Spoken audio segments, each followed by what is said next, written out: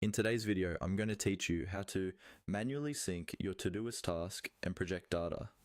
Keeping your task and projects properly synced is really important, especially if you use Todoist on more than one device, like your phone, tablet, and computer.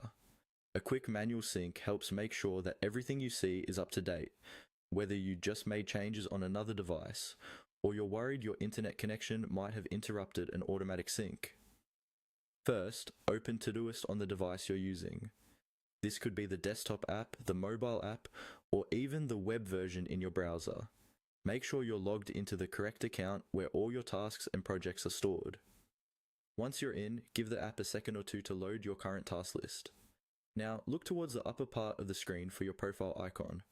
Depending on your device and settings, this might be a small circle with your initials, a generic user icon, or a profile picture you've uploaded.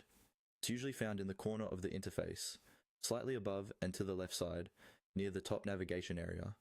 Go ahead and click on that profile icon. When you do, a small menu or drop-down panel will appear. This menu usually contains options related to your account, such as settings, theme preferences, logout, and importantly for us, the sync option. From that menu, find the option labeled Sync. Now click on Sync to start the manual synchronization process.